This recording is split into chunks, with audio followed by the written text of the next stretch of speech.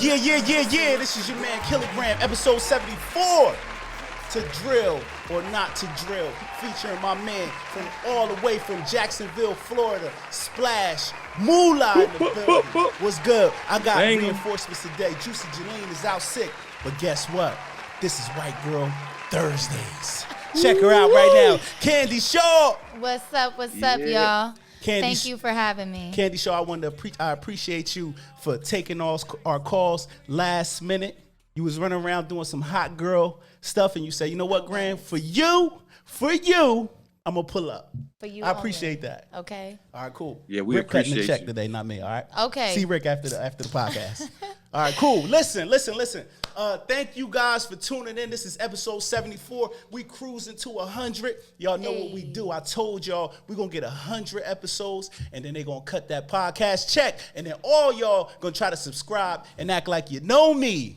And I'm going to turn my back, because just like when I get the money, I don't know y'all niggas. But listen, like I told y'all before, as promised, we got my man, Splash Mullah, all the way from Jacksonville, Florida. Is Splash Mullah on the camera? Yeah, Splash! What's up, man? What's up? You better not lie podcast. What's good, brother? Yeah, man. Yeah, we chilling, man. We lit up here, man. I'm hanging out right now. I'm coming from Philadelphia right now, man. Okay. And I talked to you off camera about the nice hotel curtains, man. What you in the W? Yeah, indeed, yeah. I like that, man. Listen, I want to thank you for coming on the show. I want to ask you real quick, how was your weekend, man? You know, what did you do? Well, I hung out in New York, man. I went up there. I hung out. I did a little YouTube video. I posted while I was live in New York. I hung out in Manhattan and just stomped through the city, man. It was a long time since I've been through there, right? So I just wanted to go through little alleyways and little cuts I remembered and stuff, little reminiscence, Right. Now listen, it's been a long time since you probably seen a snow bunny, huh? You check out our new co-host right here. Her name is Candy Shaw. Candy, this is Splash Mullah Candy Shaw. Nice to meet you, Splash Mullah. Nice Don't to meet you. Don't she say your too. name like she on Pornhub? Hey, listen. Her name is well deserved. She look like Candy to me, man. Okay, so listen, real quick. Hold up, Splash. Candy, like I said before, thank you for coming to the show. Juicy Jalene, my co-host, is out sick today. And guess what? We got a team of people that will step in and hold us down. So, Candy Shaw, tell the people, where are you from? You don't got to give everybody your business. But tell them where they can follow you at on social media and what you about. All right, so y'all already know I'm here repping Jersey. That's where we at with it. Right. That's what we always gonna rep. Philly in the background, though. Right. Okay. Y'all can follow me on Instagram, Candy Shaw, CandyShaw__ that's where you can find my socials. I ain't get my name for nothing. Oh, man, see, she's trying to start trouble already. Here we go. Like I said, this is the segment of the show called Question of the Day. Rick, please keep up with me. You ready? All right, so question of the day is, when the relationship gets toxic and is fighting involved with the woman and the man is putting hands and feet on each other, do you stay or do you go? Because some ladies think when you get slapped that's a sign of love.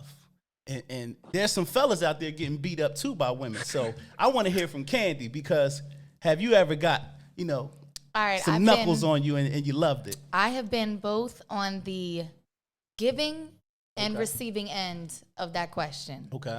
I'm going to let you know it's a sign to leave, most definitely. Right. Because anytime you putting hands on anyone or they're putting hands on you, y'all done already lowered.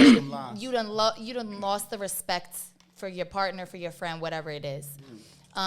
Sometimes people can do that. Like I've noticed in friendships, sometimes y'all be like, nah, we going to shoot the fade and we going to be done after, we going to be good. Right. After that, there's no coming back from violence in a domestic relationship.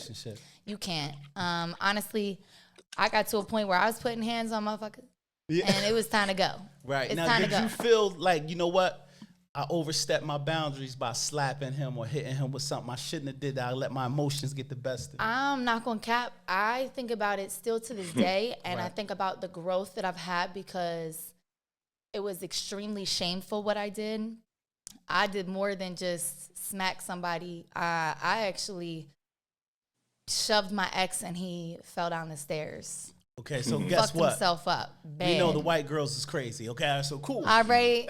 I'm going to take it from her because she's getting ready to incriminate herself. Well, that's all we going to say. I'm sure he didn't call the cops. Did he call the cops? Hell no. See, he didn't call the cops. I ain't call the cops on him neither. Shut up, Candy. Listen, Right. I want to ask y'all. When a man gets his ass whooped by his girl, can he call the cops? Candy, nah, can we call the cops? Listen, hell no, you can't call the cops because if you put your hands on me, listen, when a motherfucker put his hands on me and busted my shit. Right. You can call the cops because you white. When they pull up, I'm going to jail, Candy. Fuck that. I'm not calling the cops, okay? I done learned my lesson many years ago. Do you like the brothers?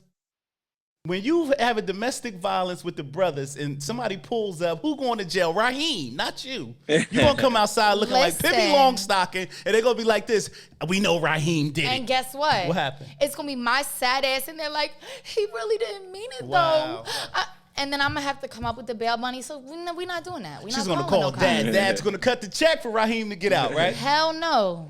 Daddy don't want none of my bullshit on his line.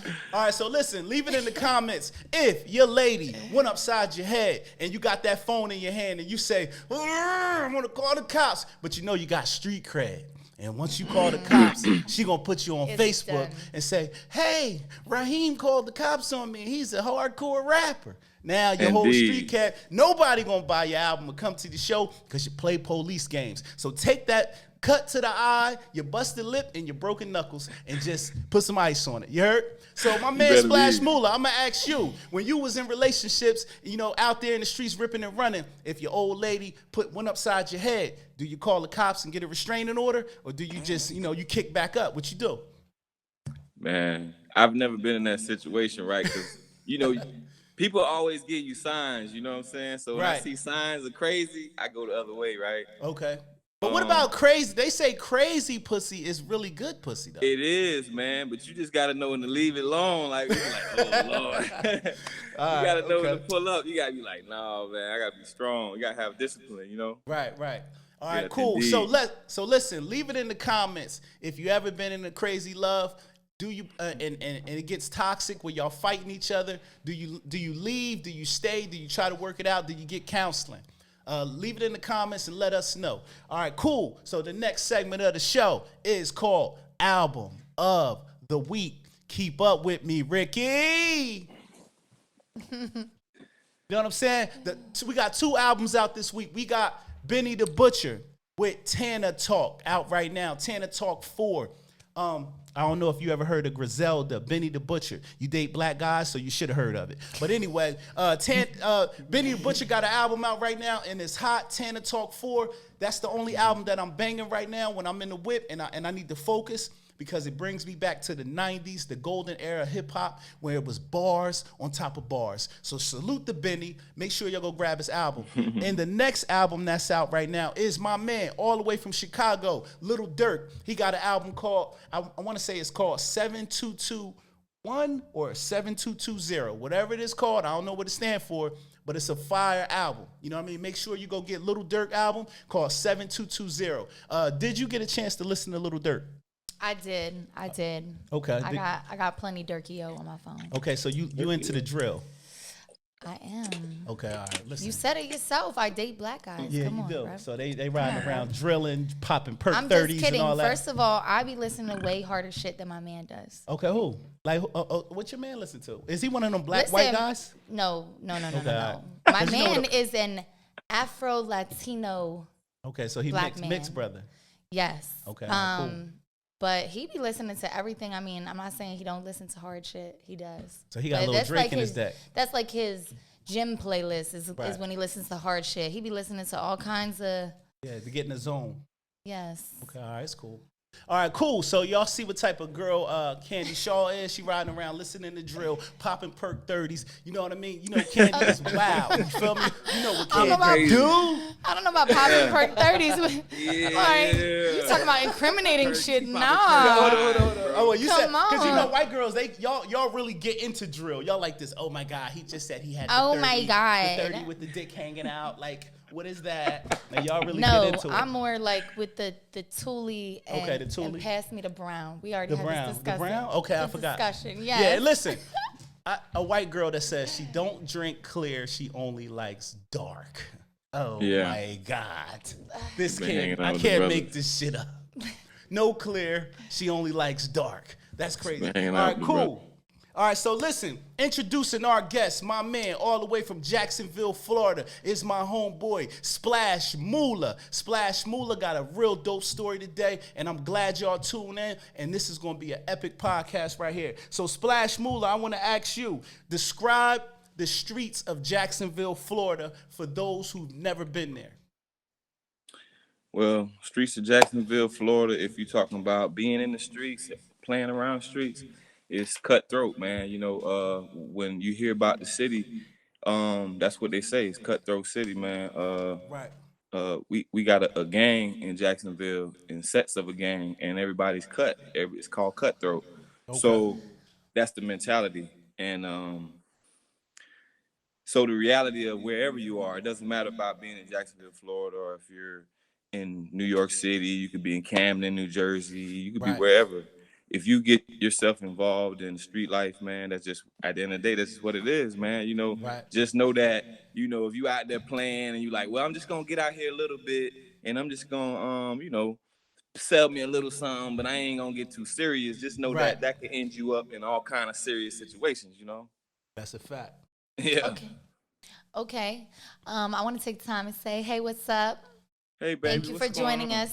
Thank you for joining us today. Thank you. Absolutely. My pleasure being here.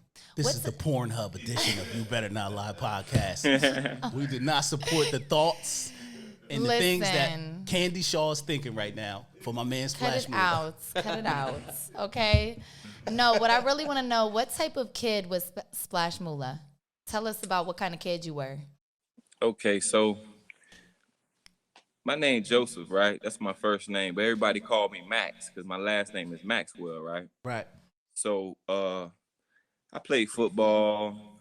I was always artistic. You know, I knew how to draw. I wasn't into like doing schoolwork and stuff, so I'd be sitting in the class in the back of the room, and I might just be drawing on a little art pad. Or sometimes I'd be freestyling to myself, coming up with different little lyrics and stuff. And I, you know, sometimes I write them down. Sometimes I just be freestyling myself. But that always get me kicked out of class. But I was a pretty good-natured kid that was, you know, I wanted to be friendly. I wanted to be the kind of person that, you know, wanted to be hung out around and stuff. You know, popular, Mr. Popular, you know, class clown. Okay. Yeah. All right. Who inspired you to get into music? I guess my older brother Gerald, man, he was 5 years older than me. Anyway, his favorite rapper was KRS-One, right? Right. So, you know, KRS-One, this lyrical dude, right? So I'm like, damn. So I'm listening to these albums and these songs, and Love's Gonna Get You and all that, and I'm like, okay, this dude is dope. You know what I'm saying? Right. And because he was telling the ghetto story, he was telling you, you know, like real shit that he grew up around, that he viewed, you know, so that appealed to me, you know. And then later on, you know, I listened to Nas, a lot of other artists like that, you know. Okay. All right, no problem. Okay, so you good. For sure. So your music career and dream was cut short due to you being arrested at 16 years old. Can you talk about that incident with us? Yeah, I can talk about it. I got convicted of that crime, so I can speak on it. Anyway, when I was 16 years old, I was involved in a situation that it led me into the Duval County Jail, and I was facing first-degree murder, an armed robbery, and a home invasion charge. And while I was in that situation, I had got approached by detectives and stuff, and they was like, man, listen, we can make this murder shit go away. We know it's a serious situation. We know you ain't do it, you know what I mean? But if you don't work with us, then you on the other side of the line. That's how it is. Wow. So I'm like, man, I don't know nothing, man. I'm like, because at the time I still go to school. I'm playing sports. I'm playing city league basketball. I run track. I'm an athlete. So I was in the street, but I always stayed, respectful. Yeah. Anyway, so they wrote me around the city and they asked me questions about people, places, and things, and drugs and all kind of stuff. And I'm like, man, I don't know nothing. So they put me back into the county jail and stuff. And while I was in the county jail, uh, another set of detectives came back and interviewed me, and they was like, "Listen, dude, uh, we're gonna give you the death penalty, man. You know what I'm saying? Because you ordered them people to kill that guy. You know what I'm saying? We got some people that wrote these statements and they willing to testify on you, and they presented the stuff to me while I was in confinement, and I was like, damn, and that was like some real hurtful stuff because one of the guys I kind of mentored and took him up under my wing, like in the street, like, here go some bags, bro, get on, let's do this, let's do that, looking out for him and stuff. But his name was on the paperwork saying that I orchestrated for these people to shoot this man, kill this man, you know what I'm saying? So Wow. I wasn't like, damn, this is the reality of the streets. You know what I'm saying? Like, Right. damn, motherfuckers that you try to help or will harm you like this. Right. But to further on into the story, right? What the detectives, they don't care about murders and stuff like that, man, because that shit happens all the time in the hood. You got all kind of dudes get popped all the time, and the dude was a drug dealer, so they don't, that's like, wipe that under the table pretty much, Right. So let me yeah, ask go you ahead. this real quick. At 16, how did you feel? Kind of like fast forwarding when that situation when you basically said the cops, they not trying to give you an out unless you're gonna rat. And in the hood, we can't. That's a no because you can't go back to the streets to get money. Your name your name is no good, you might as well be dead. You feel me? Yeah. So at 16, when the judge hit the gavel and said 25 years. What is your thought process? Like, who's in the courtroom? Like, what's your thought process at that time? Okay, so I got sentenced to 29 years, right? Okay. Yeah, I played hardball with him and all this stuff because they was like, yeah, we're gonna do this, we're gonna do that. I'm like, man, you just gotta do what you gotta do because you gotta get that shit to me, man. You know what I'm saying? But anyway, I ended up getting 29 years. I ended up getting out because of just what they call gang time, where you been good or whatever for a certain amount of time and shit. They let you out a little earlier. But anyway, so the only thing I could think of, bro, when I was just thinking, like, like, this shit's like, is it real? Like, it's real. Like, it didn't really dawn on me until like my second year in prison. I remember I was sitting on my bed, my bunk, and I was looking at the bars, bro. And that shit just like hit me like it was count time. You gotta sit on your bed and you gotta say your number and shit. Right. My number was blah blah blah blah. And so it hit me. I was like, I'm a fucking slave, man. You know what I'm saying? Like, I don't have a life no more. I'm not even a human being any longer, Yeah, you went from a name to a number. Yeah. So, it was always inmate this, inmate that, so okay. Yeah, when you're in those kind of situations, it's like, but for me, my situation was a little different from the average person that goes to prison like that. Because I had been around some real like money making boss type people with a lot of shit, you know what I'm saying? So I had access to a lot of things. So these people that had this control over me, I was looking at them like, man, you don't know I have somebody come and put you in a van, you know what I mean? And like, for real. And I was blessed throughout that situation. You know what I'm saying? I ain't gonna lie. The whole time I was in there, man, I ain't even worried about nothing. I never had to do like, you got people that go to prison and they gotta check in, man. They gotta go to PC. You know what I'm saying? Right. They gotta do all kind of shit like that.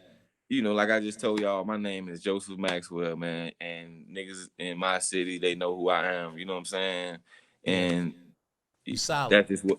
Right, it's solid, Yeah. bro. It ain't no, yeah. And my documentary, all that shit gonna come out, bro. All the paperwork, shit gonna be what it is because my story is the one that need to be told. Because That's why I went through this. See, a lot of people go through our life, right, and they don't really know their purpose in life, right?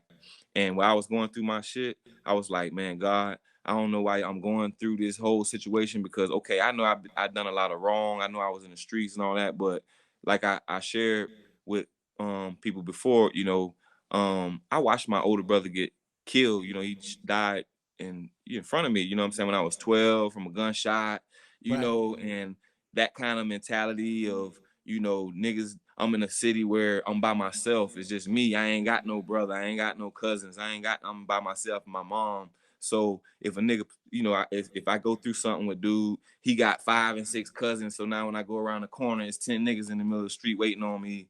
And you know what I'm saying? I got to fend for myself. So it was like, okay, so it's not that I want to be this bad guy, that I want to be some tough ass nigga, whatever. I want to toe the tool. No, I got to toe the pole. I got to do what I got to do because these niggas out here playing like this, so I got to protect my own skin. You know what I'm saying? Right, yeah, hold that self-preservation. Hold that thought right there. Splash, I wanted to ask you, before we got too far, when you're in prison and you were feeling in those moments where you were realizing that you're just a number and you feel like a slave, in times like that, how did you keep your spirits up, knowing that at the end of the day, you still are looking at 25, 29, 21 years left? What did you do to keep your spirits up? I stayed busy.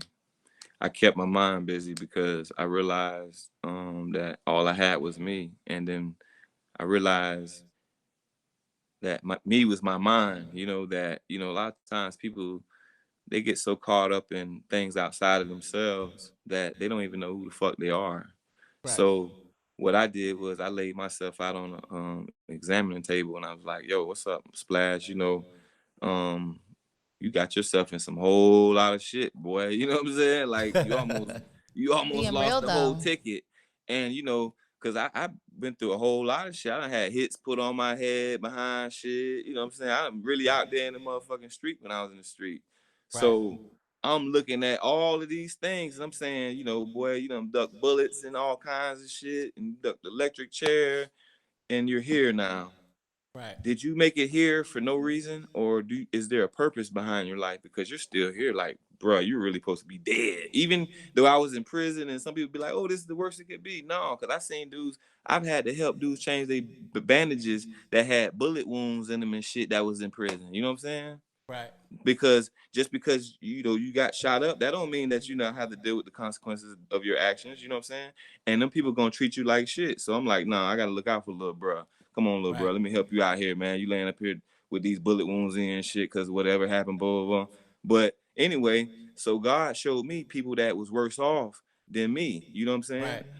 And as far as staying focused on that, and like I said, keeping your mind involved, because most people lose focus by concentrating on everything that's going on around them instead of focusing on themselves. You know what I'm saying?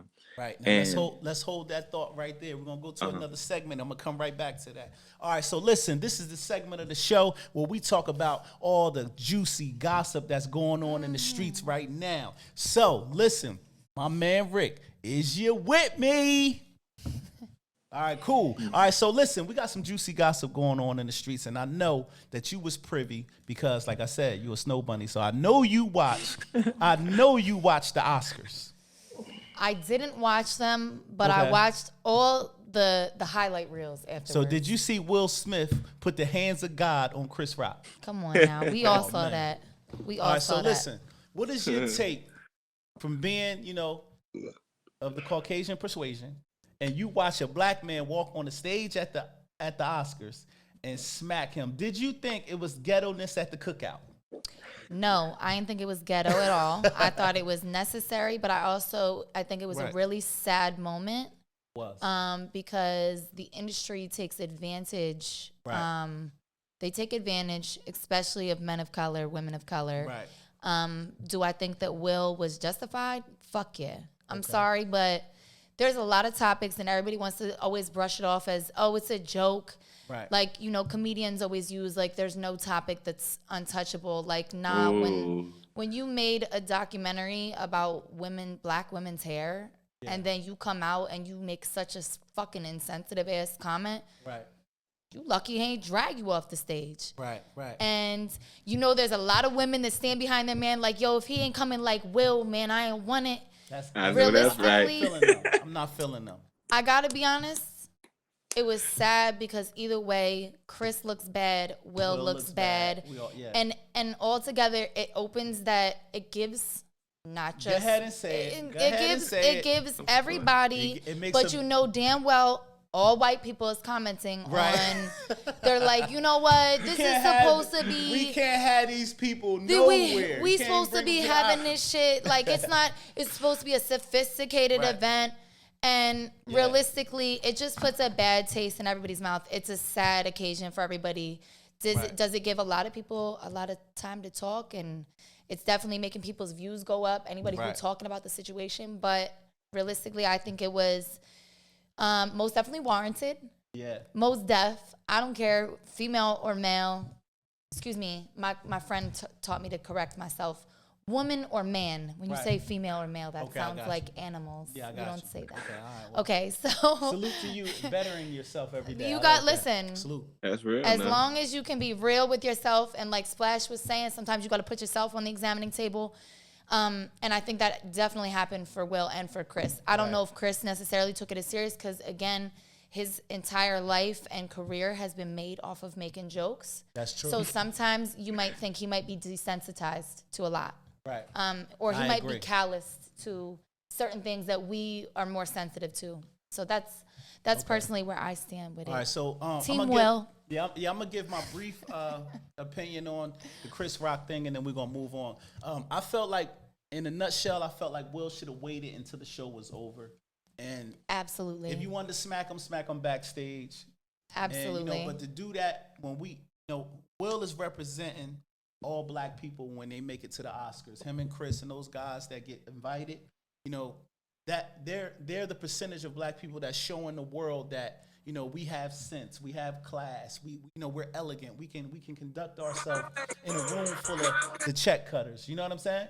So at the same time, for him to go up in there and act like that he was Will Smith from West Philly with a fitted hat and a do-rag on, listen, that was bad. It was bad. I love you, Will, and don't smack me. Listen. But at the end of the day, because I be in Philly, and I know Charlie Mack, I don't want no problem. Listen, you can take Will out of Philly, but you can't take the Philly out of Will. Yeah, that's I'm sorry. Yeah. You can't. I'm sorry, but I definitely think you're right. He could have waited till backstage. He could have walked up acting all smooth when they're going to have a drink and just did it and popped off. And then what grown man is gonna walk up to you and open hand and smack you? Like, we from the hood, we supposed to close the fist and just drop you. I didn't understand the whole 5-finger smack you like a girl. I didn't understand. That's Splash the whole Mullah, thing. Is that what they doing in jail? Open hand smacks? Well, that'll get you killed because a smack mean, a smack mean. That's a sign of disrespect, ain't it? A smack mean, bitch, let's kill each other. You know what I mean? That's what that means. Yeah. See, like, what you on? Like, what you really on, bro? Like, A smack just means that I'm degrading you as like I'm hitting a woman. I'm treating you worse. a man. No, you just. We don't smack in the hood. Even though we don't hit women though. No, we don't hit women. I mean, there's some brothers that I know that that's what you call the tribe of for. Slap a hoe. You know what I mean? You ever heard that tribe? But anyway, that's what you get sis for. All right, so listen.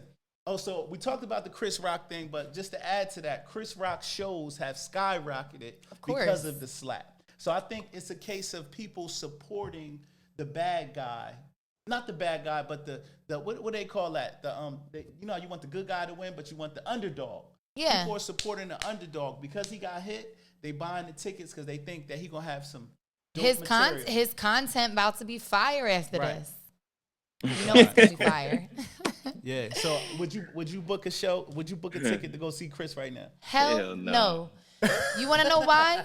Because I don't want to be the one white bitch in the crowd that he's like, hey yo, look at this little shorty. No. Okay, so just sit in the back. Get your tickets for the back. I don't sit in the back anywhere. Hey, Splash Mullah, are you going to if your lady hits you and say, hey, I got 2 tickets to see Chris Rock, you going? No, I'm good. Why? You don't respect him as a man? I ain't never really liked Chris Rock. You know what I mean? Like, it was good in a couple movies and shit. You know what I mean? You don't remember the infamous Pookie? That's what took you to the streets when he was Pookie. Yeah, of course, indeed. You know, New Jack, right? Yeah, but other than that, nah. That's it. Now let me ask you this: from a jail, Pookie was a snitch. And Pookie was a snitch. That's true. But from a street guy's perspective, from a street guy's perspective, just say if you was on the yard and they put the TV on in the mess hall or in the day room or whatever, they put the TV on and you seen that smack. What are y'all saying in prison? Like he went out like a bitch, or did y'all know like, all right, it was a time and a place for that? Huh? Somebody's supposed to die, bro. That's such a jail answer. He said, "Oh, if you smacked me, somebody was supposed to die right on camera." On camera, bro. Nigga kill you on camera by slap a nigga, bro. Oh my God, that's crazy. It's done, son. After that, that's crazy. But guess what? Baked chicken. See, that's the chicken. Yeah, that's the perspective when you behind that wall. You know what I mean? Like somebody violates you, you gotta. See, let me ask you something else. A lot of people go to jail for like a year, right? But just say you go to a real maximum state prison, you're only there on a 365 or a 3-year bid, but you can turn that 3-year bid to life, right? I've seen it done. I know people who done that. They came on a short stay and end up staying for the long haul. I'm talking about cats that came as teenagers, and when they finally made it out, they was 65, bro. Shit like that. Yeah. Where's Bond? Listen, man. This episode is called To Drill or Not to Drill. We got a nigga named Splash Mullah on the phone right now who was 16 years old when he went to prison for 29 years, but he only did 25, correct? Indeed.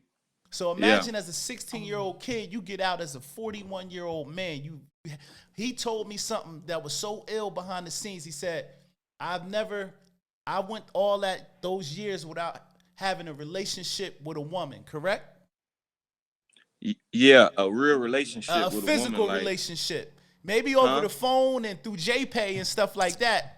But nothing through like laying in the bed, putting baby oil on her, none of that. Yeah, not the full thing. Like, mop closet, you know what I mean? Like, the mop closet. Oh yeah, couple COs. Couple COs bit the visitation. Okay, you get visitation, so you slide, every night. Because I was a pen pal, I'm a writer now, so I sing. So you was probably telling bitches. You was probably telling bitches, I'm gonna marry you when I get out of here. You was lying to them hoes in there, wasn't you? No, I wasn't lying to them, bro. Because you know what?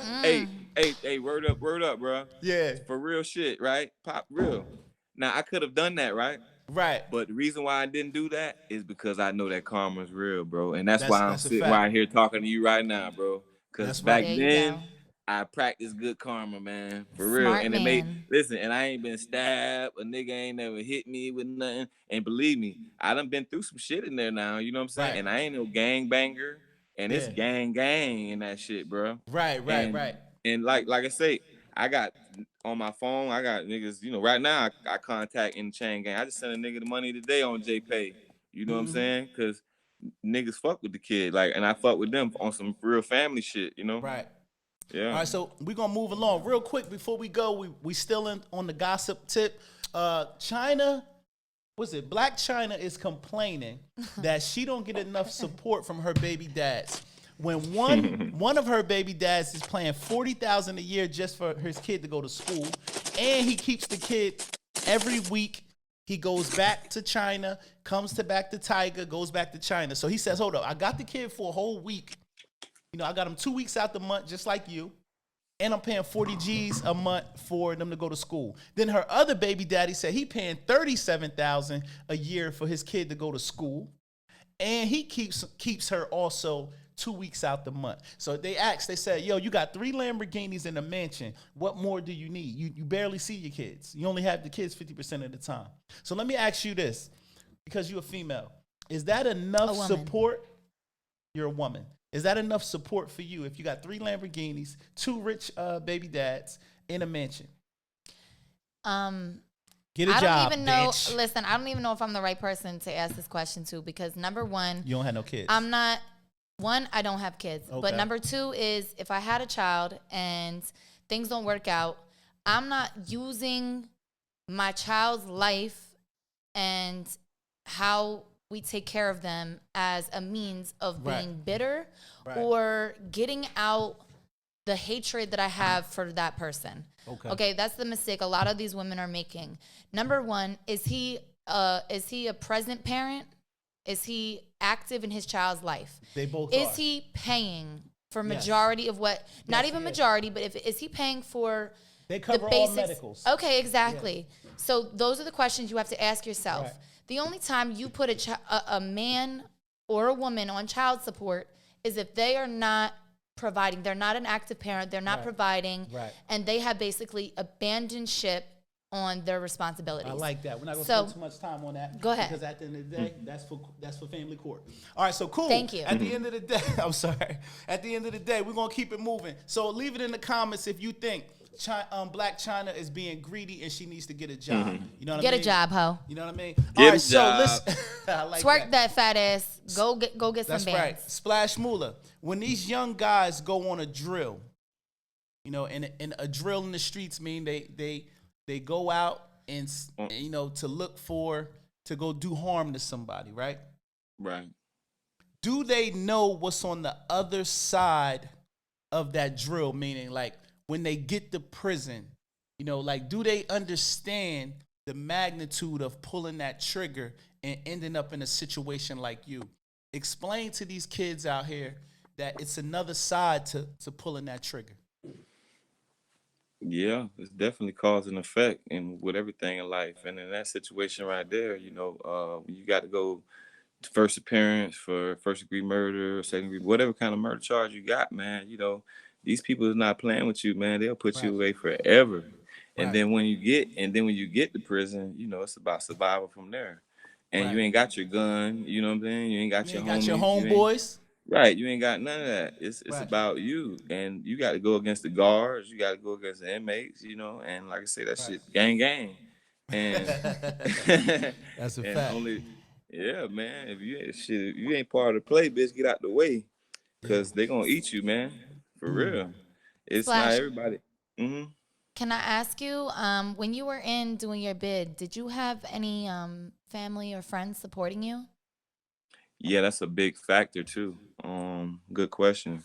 My mom, my sister, a couple aunts, my dad, and this is the thing, right? When you got people and like sometimes people think that support got to be like, you know, they just got all this and got all that. My people was poor, and when I fell, it was like I couldn't really do much. So just being able to hear from them, getting a visitation, or knowing that I had a visit coming, it prevented me from doing a lot of things that I normally would have done, like just go crazy, you know, like because I don't have nothing to look forward to, you know, because when you're in prison, you really don't have nothing to look forward to. So dudes look around for victims and pray, you know, like, man, I wonder what he got. What can I get out of this person? You know what I mean? What kind of victim can they make you? You know what I mean? Because you got all kinds of victimizers in there. So anyway, but when a person has family to support them, then also on another hand, then if you got a loved one that you know they kind of weak, you know what I'm saying, they can't really handle themselves like that, you know, you need to be able to check up on them people, man, and get them the good advice and say, hey, man, go ahead and tell them people to put you away so they don't kill you. You know what I mean? Because just being real, just being real, you love your people and you know they ain't living like that, and then they landed in that spot. Go on and tell them to go on, you know, get out the way, man. Yeah, because you got to be cut for that cloth, baby. Right, All right, so let me ask you this, because with the good times in prison, like you said, you stayed sturdy. You was grateful enough to get out of there without any stabbings or any, you know, in any type of situations that would put you in you know, harm's way. But how many times were you denied at the board, and did it break your spirit each time? Jeez. Man, I've been denied so many times, bro. Like, cause, bro, I'm a fighter, bro. Like anybody that know me, bro. Like I told y'all, when I was 12, my brother got killed, so I've been fighting by myself ever since then. You know what I'm saying? But anyway, so I stayed in the law library, and I stayed learning and filing, and I kept getting shot down. But like I say, man, you just gotta believe in yourself, and even though, you know, the odds may seem against you, and sometimes even my family would say things that would be like, well, you should just be happy that you got this, or, you know, just be, you know, whatever. I'm like, no, I can't be content with nothing. You know what I'm saying? Right. Because, you know, fuck that. you know, I deserve this out of life. And that's what you got to do. You just got to demand it from life. You got to say, hey, this what it is, and pursue it. So success kind of those who just go after it. You know, you don't ask nobody for success, you know, because nobody holding your hand and guiding you along the way. You just got to believe in yourself, man, and step forward, man, and do good. Anything and no you matter want what in this life is yours for the taking. That's right. In facts, man. I agree. Can I ask you, walking out of prison after 25 years, what was the first thing that you wanted to do? What was the first thing you wanted to do? What was different about the world when you were released? Oh, that's two different questions. But okay, stop. We'll go back to the first one. Okay. We'll go back to the first one. Okay, we go to the first question. By the way, Candy, good question. Ooh, chiwali wali. Chiwali wali. Listen. So you had something. Did you have something lined up already, or you had to hit the streets and get something lined up? Listen, I had some things that I could have had lined up, and listen, I had my homie pick me up. I'm straight up from the top. My homie come pick me up. He got the bag on him. He like, bro, wherever you want to go, whatever you want to do, let's go do it. I'm in Orlando. I got released from Orlando Reception Center right there in Orlando. So we go to that big mall they got there with all the, you know, this, that, and the third. I don't buy nothing, bro. I buy nothing. I got a pocket full of money. My dog got cards on him. He like, listen, we can go to the airport. We can go to the strip club. We in Florida, man. I can go to the beach. He like, man, we can fly to Miami. Wherever you want to do, where you want to go, we about to do that. That's what's up. You know what I did? What? I walked around. I ate 2 chicken wings and fucking straight like that. Yeah. And egg roll from the Chinese place because I had this craving for this shit, bro. You know what I'm saying? Mm-hmm. And I ate a Philly cheese steak at the place inside the mall. Right. And I went to this big ass hotel room, right? This suite, bro, that he got for me. And I sat back and I laid on the bed, bro. And I looked at the ceiling and tears ran down my eyes, right? And I was just so happy because I was like, man, I just said, man, thank you, God, because I know that you seen me through all of this shit. You know what I'm saying? Right. And I made it, you know what I'm saying? So the realization that I made it, it kicked in, right? And I celebrated it by myself. Damn, no in liquor, that no big weed? ass hotel room by myself. I celebrated it, bro. No liquor, no weed? Oh yeah, I burn now. You know, like listen, I'm from the street. I'm not a tourist nowhere. Like you see, bro. I hit the ground running. You know what I'm saying? I ain't been out a year yet, bro, and I done been all over the place, up and down the map. I done been doing all kind of shit, performing. You know what I'm saying? Like get it in studio, making videos. Right. You know, I ain't a tourist nowhere, so you know I get somewhere. I know where the weed man at. Yo, let me get that bag, bro. What's up? That's the first call. Second question. Indeed, gotta have it. Yeah. Gotta have it. So what was different about the world when you were released? Nothing. Well, I ain't gonna say nothing. Places that were soft, like considered soft for street niggas, right? They had been hardened. Like the world is like desensitized more in other areas because see, I've always been around those kind of areas, you know? So when I would go to other places, because I've always been like a road runner, and I would go to these other places and I would notice the people would be more friendly and laid back and more, you know, but now, no, it ain't like that no more. People are fucking, everybody it's everywhere go. now. The slime is up, you feel me? Right. Now, what about cell phones? Did you know how to work a cell phone when you came home? Oh, yeah, I was popping in there, man. I was a businessman inside the joint. I sold these shits in there, man. Oh, did you? Yeah. So you had smartphone in jail? Indeed, I did, sir. Wow. That's crazy. That's how I started my business. When I started my business, I did it on here. You know what I'm saying? Splash Mullah and all that. I did it on cell phone, kid. By myself. That's dope. Ain't nobody had to tell me shit because, you know, I'm in there. Google's my best friend, bro. Like I told you, I stayed studying in the books and shit. So, you know, that's how I was able to lead the young guys to, you know, just some successful things outside of, you know, trying to run drills because they do drills in there. You know what I'm saying? Wow. They always used to come to me with that kind of stuff, and I would, you know, pursue them to other things, you know, like the music thing, bro. Okay. You're not new to this. You true to it. Indeed. Yeah. All right, so we're gonna switch gears and go to the music, man. Are you an independent? Are you an independent or signed artist? Oh yeah, I'm an independent artist. I'm signed to myself, baby. Yeah, yeah. I'm a independent songwriter. BMI, certified. Right. And distribute my music through TuneCore and Right. other distributors. Right. And like I say, I'm monetizing on YouTube. Yeah, I can subscribe to my channel Yeah, I on seen YouTube. that. I It's seen that. Mullah, baby. Right, right. Just Mullah. Yeah. Um, like I said, I've been getting to the money, baby, because that's what I'm on. So out in the street, I get to the money. So on this legal thing, man, I'm getting to the money with it, baby. Yeah, how you separate yourself from the competition?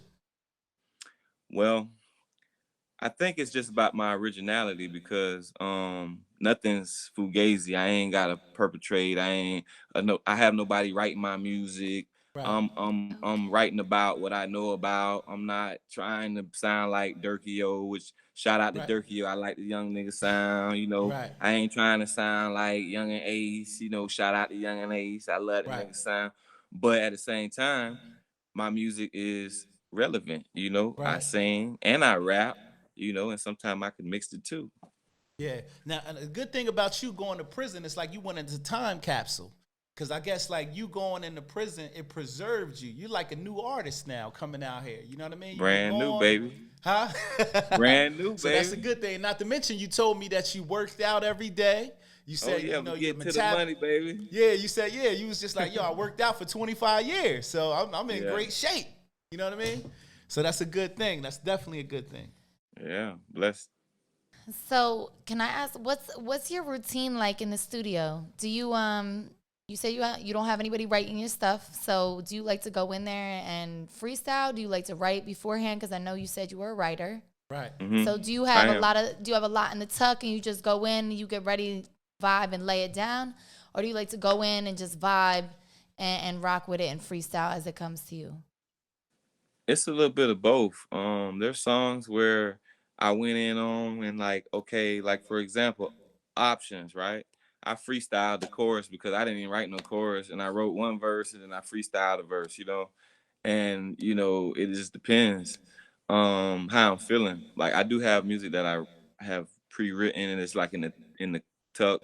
So when I get inspired by maybe some music or something like that, I'll put that together or whatever. But in the meantime, like if I hear something, I might just start, popping off with a freestyle or whatever. Right. And I take it from there and I write a little bit and freestyle a little bit, All right. What do you have to have in the studio when you're in there? Some people like me, in my days, I used to have, I need my ginger ale, Twizzlers, maybe a couple of guys, maybe some females for inspiration. What does Splash Mullah have in there? Well, I go in the booth, man. Splash go in there, man. I got to have me something to smoke, man. I got to keep that good kush, man. Yeah, I'm telling you, man. You can tell by my voice. Right. And some water, keep some water. Okay. Yeah, some water. All right, no problem. You don't need the ladies in there for inspiration to be like, oh, that's hot Splash. You don't need. Well, you know what? I'm gonna start trying to keep.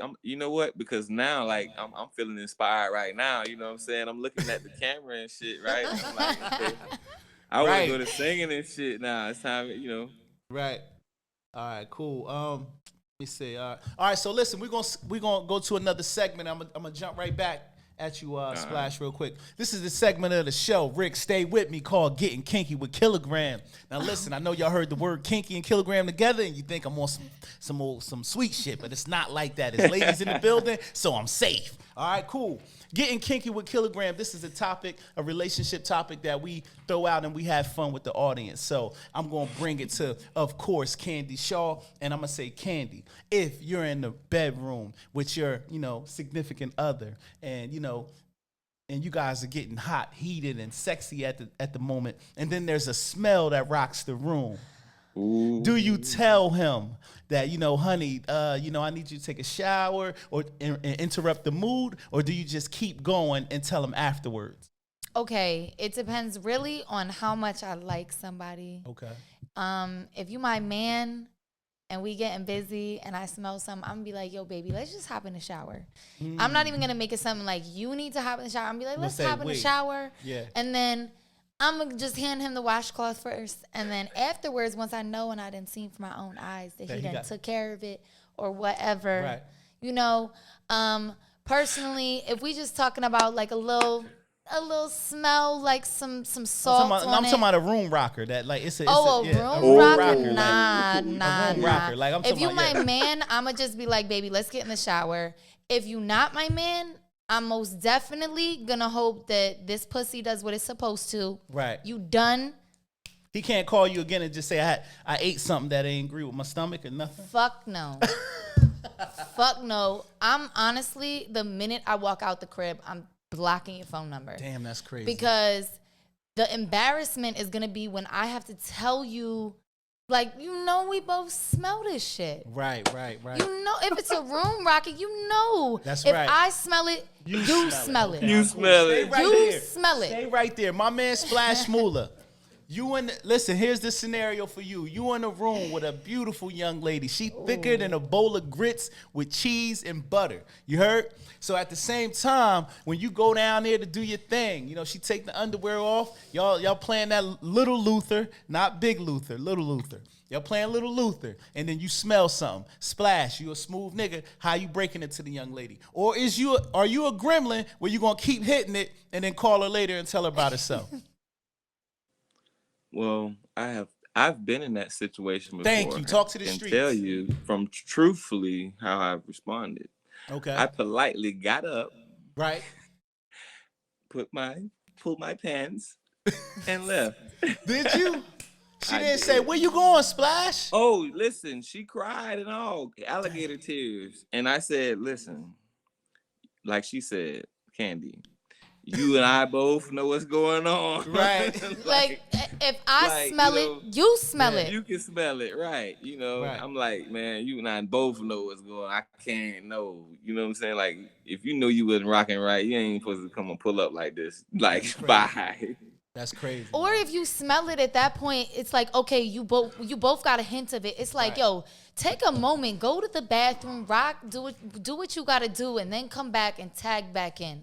Right. But if you want to continue knowing damn well we both smell this shit, you just, at this point, I take that as a sign of disrespect. That's a fact. Yeah, like that's how I took that. I'm like, don't you dare disrespect me. Right. No. Yeah. Okay, so ladies and gents, you guys heard our segment of the show, Getting Kinky with Kilogram. Leave it in the comments. What would you do if you noticed your significant other had a smell in the bedroom? Please leave it in the comments and let us know, and then we'll tap back in with you on the next episode. All right, so Splash, is there a mixtape or album coming out right now?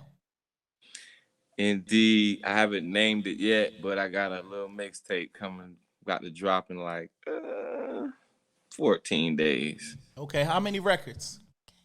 It's 3. Three records? It's a 3-piece compilation, yeah. Okay. You got the 3-piece combo coming. Yeah, 3-piece. Okay, is there anything, any features that we're gonna see on there? Any like signed artists or up and coming artists?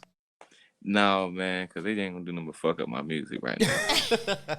Okay, you gotta collab with somebody though. Yeah, well, I ain't necessarily got to, man, because I'm already making money off of music. So, you know what I mean? And like I say, you got people that's, trasher than me that's making a lot more money than I'm making off of their music. You know what I'm saying? So Facts. It's just about, I just gotta keep being consistent, man, and keep pushing my music, man. But like I say, if somebody big want to do something and something pop off, I'm with it, man. But I will. But I'm just really bullshitting though. I'll collab with somebody that did hot. Like I did the record with Big Rod. Yeah, that was a solid record too. How did y'all meet? How did you and Big Rod meet? Well, you know what I'm saying. Like I say, I ain't a tourist nowhere. You know what I'm saying? Right. So anyway, just so happened. Right. Somebody told him that I be rapping and stuff, right? So he like, yeah. So I'm like, yeah, man, And he checked me out when I went down the Florida Classic to do the show with bigger rankings on Trapping from the Basement. But anyway, so he was like, oh, okay, yeah, boy, I see. So I just told him like, yeah, man, we'll link up, boom, boom. So I said, I'm gonna shoot a video out here in Philly, man. You know what I mean? He like, okay, boom. So I'm like, meet me in the studio. So we met in the studio. I just went ahead and put my little thing together. Right. And I went in the booth, did my thing. he was writing his verse. He went in the booth, did his thing, and we made a movie. Yeah, the song is epic. I love it, man. It was real. Yeah. I think both of you guys, y'all have a similar story. You know, Rod did a little bit of time, right? You know, behind that wall. And when I seen y'all together, I said, damn, that was a good collaboration right there. Good, solid record right there. That's something for the streets. You know what I mean? Indeed. And it's no cap rap on there either. Nah, I ain't capping. We just, you know, speaking high facts, man. You know. Right. So salute to you and Big Rod on that record, man. Indeed, man. Straight up. Splash. Yeah, he did his thing, huh? Splash, where can fans go to buy your music and keep up with you? Okay, well, you can follow me, Splash Mullah. You can go to my website, splashmullahofficial.com. And you can follow my music on Spotify. I'm on iTunes. I'm on Pandora. I'm on SoundCloud. I'm on Tidal. I'm on Tidal. And anywhere, man, listen, anywhere you stream music, just Google my name, Splash Mullah, and they'll tell you about me. They'll tell you where I'm at, you know. Splash Mullah. Okay. Yeah. Splash got it figured all the way out, man. All right, so listen. But Splash, we appreciate having you. The fans heard everything about you today, and they know where to go get your music at. So within a couple of days, I'm sure you're going to see people following you on the gram, tapping into that music, man. And we wish you the best at You Better Not Lie podcast. And I want to give you a 21-gun salute for staying sturdy behind the wall, coming home with your name. That's so important out here for people to see you go in there, come home in one piece. More importantly, what's better than you coming home in one piece is your mental is strong. You seem positive, and you seem to have a great outlook on the rest of your life, man. So I salute you for that, bro. Thank you, bro. And salute to y'all, man. Word. So at the end of the day, man, like I told y'all before, this was episode 74, To Drill or Not to Drill, with Jacksonville's own Splash Mullah, with our guest host today, Mullah. Candy Shaw, fresh out of the mean streets of Pornhub. And we out here. Duval.